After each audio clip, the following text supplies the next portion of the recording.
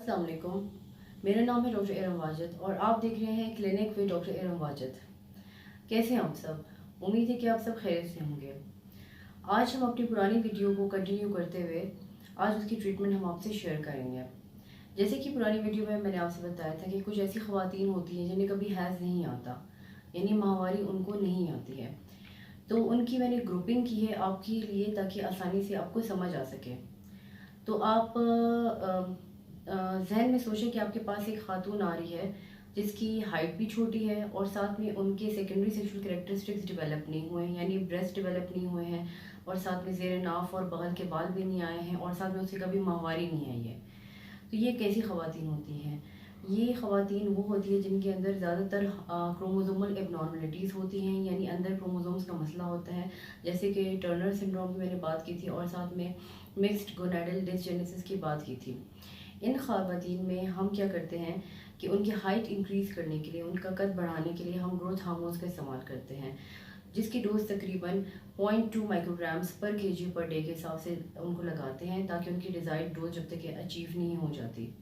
उसके अलावा हम उनकी सेकेंडरी सेक्सुअल कैरेक्टरिस्टिक्स को डेवलप करने के लिए लो डोज एस्ट्रोजेंस की मदद लेते हैं, जो कि तकरीबन 0.01 मिलीग्राम्स देते हैं सुबह शाम 3 हफ्तों तक।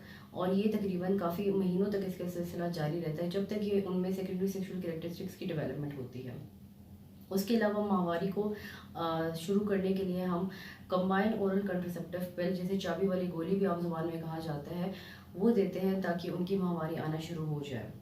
और जब ऐसी ख़वातीन शादी के ख्वाहिशमंद होती हैं और शादी करना चाहती हैं तो उनमें हम ओवुलेशन इंडक्शन करते हैं मुख्तलिफ़ तरीक़ों से, जिसकी डिटेल वीडियो इंशाल्लाह आगे आने वाली वीडियोस में मैं आपके साथ शेयर करूँगी। तो ये इस तरीक़ाकार होता है उन ख़वातीन के लिए जिनकी हाइट भी छोटी होती है और साथ में सेकेंडरी सेक्सुअल कैरेक्टरिस्टिक्स डेवलप नहीं हुए होते हैं। लेकिन इस बात का ख्याल रखना होता है कि जैसे वो ख़वातीन जिनमें टर्नर सिंड्रोम है या जिनमें गोनाडल डिसजेनेसिस है, उनमें फर्टिलिटी का आना बहुत ज़्यादा मुश्किल है और साथ में उनमें मेलिग्नेंसी यानी कैंसर का रिस्क भी बहुत ज़्यादा होता है।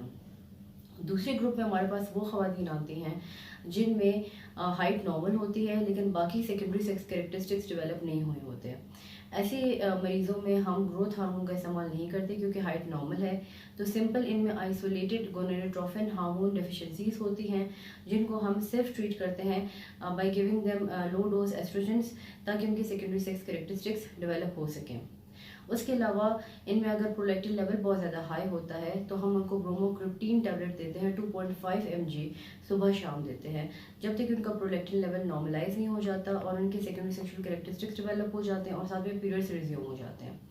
थर्ड होता है पिट्यूटरी एडिनोमा, यानी benign tumour of the pituitary gland. ऐसे कंडीशन में हम उनको एक न्यूरोसर्जन के पास रेफर करते हैं जहाँ पे उनकी सर्जरी होती है और सर्जरी के बाद फिर उनको कंबाइंड ओरल कंट्रासेप्टिव पिल दिए जाते हैं। थर्ड हमारे पास आ जाता है गोनाडल एजेनेसिस, मतलब कि ओवरी सिरे से सही बने ही नहीं है और अपनी फंक्शन परफॉर्म नहीं करती हैं। इसमें अगेन हम कैरियोटाइपिंग करते हैं, मतलब कि क्रोमोसोम्स को देखते हैं क्रोमोसोम्स की क्या कैरेक्टर है। अगर क्रोमोसोम एक्स वाई है यानी मेल कैरेक्टर की तरफ जाता है, ऐसे कंडीशन में सर्जरी जो है रिकमेंड होती है बिकॉज इसमें मेलिग्नेंसी का रिस्क बहुत ज़्यादा होता है। थर्ड ग्रुप पे हमारे पास वो पेशेंट्स आते हैं जिनकी हाइट भी नॉर्मल होती है, सेकेंडरी सेक्स कैरेक्टरिस्टिक्स भी डेवलप हो जाते हैं, सिंपल मेंस्ट्रुएशन का प्रॉब्लम होता है।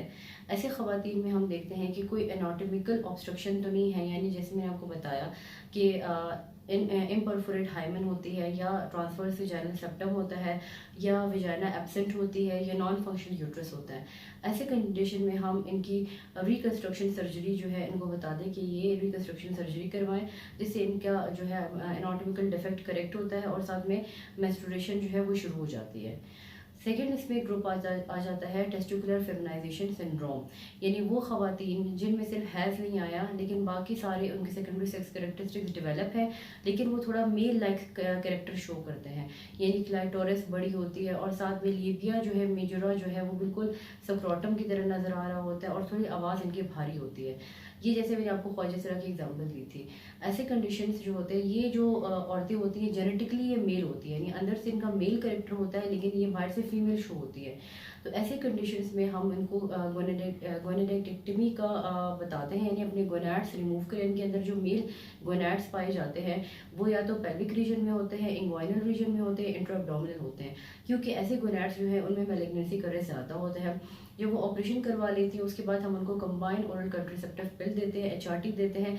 लेकिन ऐसी जो औरतें होती हैं, ख़वातीन होती हैं, वो आगे माँ नहीं बन सकती है, क्योंकि जेनेटिकली अंदर से वो मेल होती हैं, जैसे मैंने आपको पहले बताया। थर्ड हमारे पास हो जाता है पीसीओज यानी पॉलीसिस्टिक ओवरीज। ऐसे कंडीशन में हम सर्जरीज करवाते हैं जिनमें वेज रिसेक्शन होता है और साथ में ओरियन ड्रिलिंग होती है। ऑपरेशन के बाद फिर कंबाइंड ओरल कॉन्ट्रासेप्टिव पिल अगेन ओवुलेशन इंडक्शन देते हैं। फोर्थ आ जाता है हमारे पास रेजिस्टेंट ओवेरियन सिंड्रोम, यानी वो ओवरीज जो कि हार्मोन को रिस्पॉन्ड नहीं कर पाती है, तो उनमें हम कंबाइंड ओरल कॉन्ट्रासेप्टिव पिल और साथ में अगेन ओवुलेशन इंडक्शन का बताते हैं। अच्छा जी, फोर्थ टाइप हमारे पास आ जाता है, जो फोर्थ हमारे पास क्लास आ जाती है, ये हेट्रो सेक्शुअल ग्रुप आ जाता है। हेट्रोसेक्सुअल ग्रुप में हम क्या करते हैं, इसमें बिकॉज एड्रिनल हाइपरप्लेजिया होता है। एड्रिनल ग्लैंड जो है वो मेल हार्मोन बहुत ज़्यादा तादाद में प्रोड्यूस करता है, जिसकी वजह से औरत में हैज़ भी नहीं आता और साथ में उसकी कैरेक्टर बहुत ज़्यादा मेल टाइप हो जाती है, क्योंकि इसके अंदर जो है टेस्टोस्टेरोन लेवल जो है बहुत ज़्यादा हाई होता है, आवाज़ मर्दाना होती है और साथ में एकनी है, बालों की ग्रोथ बहुत ज़्यादा होती है। ऐसे कंडीशन में हम स्टेरॉइड हार्मोन्स देते हैं ताकि एड्रिनल ग्लैंड की सप्रेशन हो सके। और इसके अलावा अगर सीटी स्कैन पे हमें एड्रिनल ट्यूमर्स या ओरियन ट्यूमर्स मिलते हैं तो उनमें उनको हम सर्जरी का एडवाइस करते हैं और साथ में फिर अगेन उनको साथ में जो है कंबाइंड ओरल कॉन्ट्रासेप्टिव पिल का एडवाइस करते हैं। ठीक है जी। अगर कोई ऐसा पेशेंट है जिसमें इसमें कोई भी ऐसे साइंस नहीं है, यानी आपने जो भी इनके हार्मोनल असेस कराए हैं, आपने उनकी हिस्ट्री ली है, एग्जामिनेशन की है, इनमें से कोई भी पैथोलॉजी आपको नज़र नहीं आती है, तो इसका मतलब है ये वो ख़वातीन हैं जिनमें वक्त के साथ साथ खुद ही हैज़ का मसला जो है हल हो जाता है। यानी 20 साल की उम्र तक आप वेट करते हो कि वो स्पॉन्टेनियस खुद इनका हैज़ आना शुरू हो जाए। तो ये थी वो 5 कंडीशंस और इनकी ट्रीटमेंट जो कि आप के लिए जो है बहुत जानना बहुत मुफीद है कि अगर आपके घर में, आपकी फैमिली में कोई ऐसी ख़वातीन हैं तो आप जो है डॉक्टर के पास उनको ला सकती हैं। अगर उनमें जो है कैरेक्टरिस्टिक्स पाई जाती है, खसूसियात पाई जा रही हैं, तो विदाउट एनी डिले आप उनको अपनी गायनेकोलॉजिस्ट के पास लेके जाएं। इंशाल्लाह मिलेंगे आपके साथ अगली वीडियो में, तब तक के मुझे इजाज़त दीजिए। अल्लाह हाफ़िज़।